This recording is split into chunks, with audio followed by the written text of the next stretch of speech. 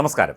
പ്രധാനമന്ത്രി നരേന്ദ്രമോദി VSSCയിലെ പരിപാടികൾക്ക് ശേഷം തിരുവനന്തപുരം സെൻട്രൽ സ്റ്റേഡിയത്തിൽ BJPയുടെ പദയാത്ര സമാപന സമ്മേളനത്തിൽ സംസാരിച്ചു കൊണ്ടിരിക്കുകയാണ്. അദ്ദേഹം ഇവിടെ സമ്പൂർണ്ണമായി രാഷ്ട്രീയം തന്നെയാണ് സംസാരിക്കുന്നത്. തെരഞ്ഞെടുപ്പുമായി ബന്ധപ്പെട്ട പ്രസംഗമാണ് പ്രധാനമന്ത്രി നടത്തിക്കൊണ്ടിരിക്കുന്നത്. കേരളത്തിൽ ഇക്കുറി BJP അല്ലെങ്കിൽ NDA രണ്ടക്കം കടക്കും എന്ന ശുഭപ്രതീക്ഷയോടെയാണ് പ്രധാനമന്ത്രി നരേന്ദ്രമോദി തൻ്റെ പ്രസംഗം ആരംഭിച്ചത്. ഒപ്പം മോദിയുടെ ഗ്യാരണ്ടി എന്ന് പ്രസംഗത്തിൽ ഉടനീളം അദ്ദേഹം പരാമർശിക്കുന്നുമുണ്ട്. അതുപോലെ തന്നെ പരാജയഭീതിയിൽ ഇവിടെ പ്രതിപക്ഷത്തിൻ്റെ സമനില തെറ്റിയിരിക്കുകയാണ്. UDFും LDFും ചേർന്ന കാലങ്ങളായി കേരളത്തിലെ ജനങ്ങളെ ശിക്ഷിച്ചുകൊണ്ടിരിക്കുകയാണ്, വഞ്ചിച്ചുകൊണ്ടിരിക്കുകയാണ് എന്ന കാര്യവും പ്രധാനമന്ത്രി ചൂണ്ടിക്കാട്ടുന്നു. ഒരു തരത്തിലുള്ള ഇവിടെ LDF ഗവൺമെൻറ്റും ഒക്കെ അധിക്ഷേപിക്കുന്നത് പോലെ ഒരു തരത്തിലുള്ള വിവേചനവും കേരളത്തോട് ഇതുവരെ കേന്ദ്ര സർക്കാർ കാട്ടിയിട്ടില്ല എന്ന കാര്യവും പ്രധാനമന്ത്രി എടുത്തു പറഞ്ഞു. 400 സീറ്റുകൾ നേടുമ്പോൾ NDA നേടുമ്പോൾ അതിൽ കേരളത്തിൻ്റെ പങ്കുമുണ്ടാകും എന്ന പ്രതീക്ഷയാണ് പ്രധാനമന്ത്രി നരേന്ദ്രമോദി പങ്കുവച്ചത്.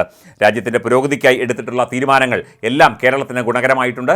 കേരളത്തിന് ഗുണകരമാകുന്ന തീരുമാനങ്ങൾ എല്ലാ തരത്തിലും കേരളത്തിൽ ജനസംഖ്യയ്ക്കും അതുപോലെ അടിസ്ഥാനപ്പെടുത്തിയുള്ള മാനദണ്ഡങ്ങൾക്കനുസൃതമായ എല്ലാ സാമ്പത്തിക സഹായങ്ങളും പദ്ധതി സഹായങ്ങളും ഒക്കെ തന്നെ കേന്ദ്രം ചെയ്തു കൊടുത്തിട്ടുണ്ട്.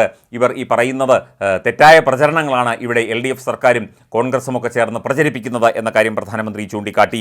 അതുപോലെ കേരളത്തിലെ വിവേകശാലികളായ ജനങ്ങൾക്ക് ഇതെല്ലാം അറിയാം. അതുപോലെ ലോകത്തെമ്പാടുമുള്ള കേരളീയർക്ക് ഇപ്പോൾ UAEയിൽ പോയ കഥയൊക്കെ തന്നെ പറഞ്ഞുകൊണ്ട് പരാമർശിച്ചുകൊണ്ടായിരുന്നു പ്രധാനമന്ത്രിയുടെ പ്രസംഗം.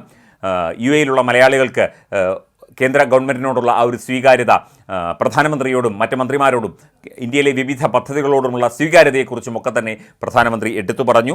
അതുപോലെ ആത്മവിശ്വാസമുള്ള ജനങ്ങളാണ് കേരളത്തിലേത്. തീർച്ചയായിട്ടും അവർ കാര്യങ്ങൾ മനസ്സിലാക്കും, അവർ കാര്യങ്ങൾ ചർച്ച ചെയ്യും, അവർ വേണ്ട തീരുമാനങ്ങൾ, യുക്തമായ തീരുമാനങ്ങൾ യുക്തമായ സമയത്ത് അവർ കൈക്കൊള്ളും. അതിനുള്ള ബുദ്ധിയും കഴിവും പ്രാപ്തിയും ഒക്കെ കേരളത്തിലെ ജനങ്ങൾക്കുണ്ട് എന്ന കാര്യവും പ്രധാനമന്ത്രി ചൂണ്ടിക്കാട്ടുകയുണ്ടായി.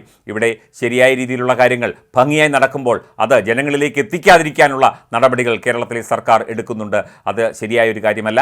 ഇത്തരം പദ്ധതികളൊക്കെ തന്നെ ഇന്ത്യ രാജ്യത്തിൻ്റെ പദ്ധതികളാണ്, നമ്മുടെ രാജ്യത്തിന് വേണ്ടിയുള്ള പദ്ധതികളാണ്, രാജ്യത്തെ വിവിധ ജനവിഭാഗങ്ങൾക്ക് വേണ്ടിയുള്ള പദ്ധതികളാണ്. അതൊക്കെ ആ ഗുണഭോക്താക്കളിലേക്ക് കൃത്യമായി എത്തിക്കുന്നതിൽ കൂടുതൽ ശ്രദ്ധ കേന്ദ്രീകരിക്കണം എന്ന കാര്യവും പ്രധാനമന്ത്രി എടുത്തു പറഞ്ഞു. 2024 കേരളത്തിൽ രണ്ടക്കം കടക്കും എന്ന ആത്മവിശ്വാസം പ്രധാനമന്ത്രി പ്രകടിപ്പിച്ചു. അദ്ദേഹത്തിൻ്റെ പ്രസംഗം തുടരുകയാണ്. അതിനുശേഷമായിരിക്കും ഈ പ്രസംഗവും ഈ യോഗത്തിന് ശേഷം അദ്ദേഹം കോയമ്പത്തൂരിലേക്ക് വിമാനമാർഗം പോകും എന്നുള്ളതാണ് ഇപ്പോൾ അറിയാൻ സാധിക്കുന്നത്.